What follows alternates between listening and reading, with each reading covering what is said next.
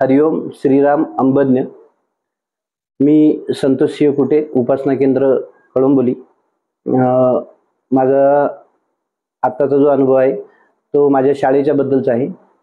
2019-20 ला जे निसर्ग चक्रीवादळ झालं, त्या निसर्ग चक्रीवादळात आपण बघितलं की आणि माझी सर्व्हिस ही रायगडमध्ये आहे, मी शिक्षक आहे आणि चक्रीवादळाचा फटका हा मानगाव, तळा, रायगड, रोहा, उरण ह्या पट्ट्यामध्ये जास्त बसलेला होता आणि त्याच्यामध्ये माझी तळा तालुक्यामध्ये माझी शाळा होती। शाळा अतिशय उंच डोंगरावर आहे आणि डोंगरावर असून पण एका अशी टेकडावरती शाळा होती।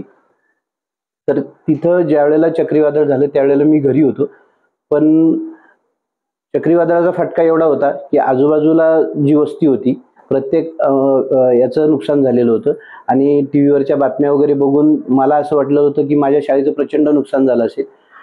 शाळेवर जायला रस्ता व्यवस्थित नव्हता आणि मला एवढं टेन्शन झालं होतं की जर शाळेचा जर एकही पत्रा राहिला नसेल, उडाला असेल किंवा शाळेच्या बाजूला एक आंब्याचं खूप मोठं झाड आहे ते जर शाळेवर पडलं असेल तर शाळा पूर्णच सपाट झाली असेल असं मी मनात ठरवून होतो।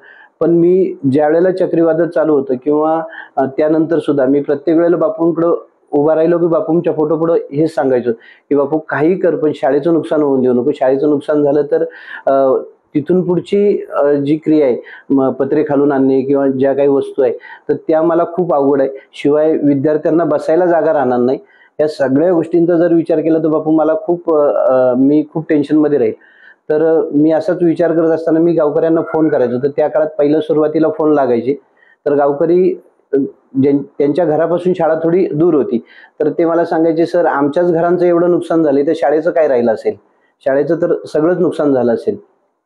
मी खूप टेन्शनमध्ये होतो, पण मी बापूंकडे धावा मात्र करायचा सोडलेला नव्हता। बापूंना प्रत्येक वेळेला प्रत्येक ठिकाणी सांगायचं, बापू शाळेचं नुकसान होऊन देऊ नको, काही कर पण शाळेचं नुकसान नाही झालं पाहिजे, एवढं कर। आणि मग मात्र आम्हाला ज्या वेळेला सांगितलं गेलं की आता प्रत्येकाने आपापल्या शाळेचा रिपोर्ट द्या, त्यावेळेला मी शाळा बघायला गेलो। अक्षरशः रस्त्यामध्ये जातानाच एवढी मोठी झाडं पडलेली होती, ती बघून सुद्धा मला असं वाटलं होतं की आपलं आंब्याचं झाड पडलेलं असेल, आंब्याचं झाड खूप मोठं होतं आणि ते झाड जर पडलेलं असेल तर म्हटलं शाळा आपल्याला बघायला पण भेटणार नाही, अशी शाळेची अवस्था असेल। पण खरंच तिथं गेलो आणि मी बघतो तर शाळेच्या झाडाचंही काही झालेलं नव्हतं आणि विशेष म्हणजे शाळेचा एकही पत्रा सुद्धा हललेला नव्हता, ना शाळेची एक भिंत कुठं काही नुकसान झालेलं होतं। मी त्याच ठिकाणी बापूंना मोठ्याने म्हटलं, जय जगदंब जय दुर्गे, बापू तू खरंच शाळा वाचवलीस अख्ख्या आणि मग मी मात्र गावात सर्वे केला तर गावातल्या सगळ्या लोकांच्या घरांचं नुकसान झालेलं होतं, पण बापूंनी शाळा मात्र विद्यार्थ्यांचं नुकसान होऊ नये म्हणून मात्र शाळा मात्र माझी तशी ठेवली होती। बापूंना मी त्या ठिकाणी श्रीराम म्हटलं, आताही बापूंना मी त्या ठिकाणी श्रीराम म्हणेल। बापू अंबज्ञ, ती तुझीच कृपा होती, ती तुझीच लीला होती, बापू अंबज्ञ। हरिओम।